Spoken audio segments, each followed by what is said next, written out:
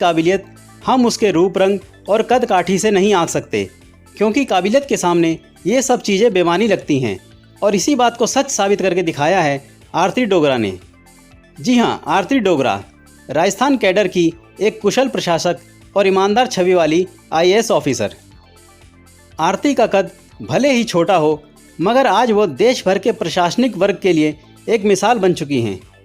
उन्होंने समाज में बदलाव के लिए अनेक मॉडल पेश किए हैं, जिनकी प्रधानमंत्री नरेंद्र मोदी ने भी काफ़ी प्रशंसा की है। आरती मूल रूप से उत्तराखंड की रहने वाली हैं। उनका जन्म उत्तराखंड के देहरादून में हुआ। आरती देहरादून की विजय कॉलोनी निवासी कर्नल राजेंद्र डोगरा और मां कुमकुम की इकलौती बेटी हैं। उनका कद मात्र 3 फुट 6 इंच है, जिसके कारण बचपन से ही उन्हें लोगों के ताने सुनने को मिले, मगर उन्होंने किसी की भी परवाह ना करते हुए अपने लक्ष्य पर ध्यान केंद्रित किया, जिसका रिजल्ट आज सबके सामने है। आरती 2006 बैच की आईएएस अधिकारी हैं। आरती की स्कूलिंग देहरादून के वेलहम गर्ल्स स्कूल से हुई। इसके बाद उन्होंने दिल्ली विश्वविद्यालय के लेडी श्री राम कॉलेज से इकोनॉमिक्स में ग्रेजुएशन किया। पोस्ट ग्रेजुएशन के लिए वो वापस देहरादून चली गईं। वहाँ उनकी मुलाकात देहरादून की डीएम आईएएस मनीषा पंवार से हुई, जिन्होंने उनकी सोच को पूरी तरह से बदल दिया। इसके बाद आरती ने यूपीएससी का एग्ज़ाम क्लियर करके आईएएस बनने का सपना देखा। इसके लिए उन्होंने जमकर मेहनत की और अपने पहले ही प्रयास में रिटन टेस्ट और इंटरव्यू क्लियर कर लिया। आरती ने साबित कर दिया कि दुनिया चाहे कुछ भी कहे, मगर आप अपनी काबिलियत से सबकी सोच बदल सकते हैं। अपने अभी तक के कार्यकाल में आरती राजस्थान के बीकानेर, जोधपुर, बूंदी, अजमेर आदि जिलों में अपनी सेवाएं दे चुकी हैं। बीकानेर में कलेक्टर के पद पर रहते हुए उन्होंने अप्रैल 2013 में खुले में शौच से मुक्ति का अभियान बंको बिकाड़ो की शुरुआत की थी, जिसकी काफ़ी सराहना हुई। बंको बिकाड़ो अभियान के दौरान बीकानेर देश का पहला ऐसा जिला बना जहां पक्के शौचालयों की मॉनिटरिंग आउटकम ट्रैकर सॉफ्टवेयर के माध्यम से मोबाइल द्वारा की जाने लगी। अभी तक बिहार में यह चुनाव बैलेट पेपर से होता रहा है, साथ ही यह पार्टी के आधार पर नहीं लड़ा जाता है, लेकिन इस बार की परिस्थिति बदली हुई नजर आ रही है। जानकारी के मुताबिक बिहार सरकार इस बार पंचायत चुनाव में व्यापक बदलाव करने की सोच रही है। ईवीएम से होगा मतदान। विपक्षी दल कई बार इलेक्ट्रॉनिक वोटिंग मशीन ईवीएम की विश्वसनीयता पर सवाल उठा चुके हैं, लेकिन बिहार विधानसभा चुनाव परिणाम के बाद बैलेट पेपर पर सवाल उठाए गए हैं। अब बिहार सरकार बिहार पंचायत चुनाव 2021 ईवीएम की से करवाने की तैयारी में है। बिहार में त्रिस्तरीय स्थानीय निकायों में स्थानीय निकायों के प्रतिनिधियों के पदों का बात की जाए यहाँ पे, तो दोस्तों बिहार में कब तक होगा चुनाव? बिहार में होने वाले पंचायत चुनाव को लेकर प्रशासनिक स्तर पर तैयारियां शुरू हो चुकी हैं। राज्य निर्वाचन आयोग ने सभी जिलों के प्रशासनिक और पुलिस अधिकारियों को पत्र लिखकर चुनाव की संभावित तारीखों को लेकर सुझाव मांगा है। राज्य निर्वाचन आयोग ने 2 सप्ताह के अंदर सभी जरूरी जानकारियां देने की हिदायत दी है। उसके बाद पंचायत चुनाव की तारीखों के ऐलान की संभावना है। स्टेट इलेक्शन कमीशन इस बार अप्रैल से मई के बीच PRI चुनाव कराने की तैयारी में है। 2016 में भी इन्हीं महीनों में चुनाव संपन्न हुआ था, जून तक चली थी। दोस्तों बिहार के अंदर चुनाव 9 चरणों में होने की संभावना है और अब की बार अप्रैल मई में ही चुनाव होने की संभावना यहाँ पे जताई गई है। इलेक्शन कमीशन के द्वारा जो है वो हाल ही में निर्वाचन आयोग ने बिहार सरकार को और पंचायती राज विभाग को एक प्रस्ताव भेजा है, जिसमें तय किया गया है कि ईवीएम से मतदान करवाने पर अधिक पारदर्शिता आएगी। पंचायती राज विभाग के अतिरिक्त मुख्य सचिव अमृत लाल मीणा ने इस बात की पुष्टि की है। तो दोस्तों बिहार के अंदर चुनाव जो है ईवीएम से करवाए जाने की अभी तैयारी चल रही है। तो आपको क्या लगता है चुनाव किससे होने चाहिए? वह प्यार ही क्यों ना हो। बिहार के जहानाबाद में एक महिला का जब अपने पति के अलावे एक दूसरे शख्स से इसी तरह का अवैध प्यार हुआ तो वह पति के लिए जानलेवा साबित हो गया। पति सीआरपीएफ में जवान था और जब वह सेवानिवृत्त होकर आया तो पत्नी के अवैध प्रेम ने उसकी जान ले ली। पर इस अपराध को जहानाबाद की तेज तर्रार पुलिस एसपी ने जब सुलझाया तो लोग हैरत में रह गए।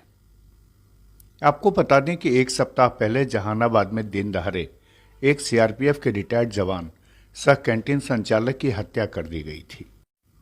पुलिस ने 1 सप्ताह के भीतर इस हत्याकांड का उद्भेदन करते हुए मामले में शामिल 3 शूटर समेत हत्या की सुपारी देने वाले एक सीआरपीएफ जवान को भी गिरफ्तार कर लिया है।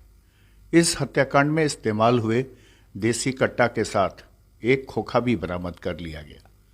इस संबंध में एसपी मीनू कुमारी ने मामले का खुलासा करते हुए कहा कि मृतक पूर्व सीआरपीएफ जवान जितेंद्र कुमार पासवान का दोस्त दयानंद पासवान मृतक की पत्नी से प्यार करता था।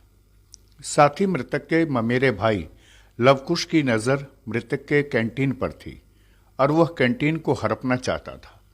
इसी बात को लेकर दयानंद पासवान और लवकुश ने मिलकर नालंदा जिला के नूरसराय के कुख्यात शूटर धनंजय नट और पटना के बख्तियारपुर के कुख्यात संतोष नट को 5 लाख रुपए की सुपारी देकर जितेंद्र पासवान की हत्या करा दी।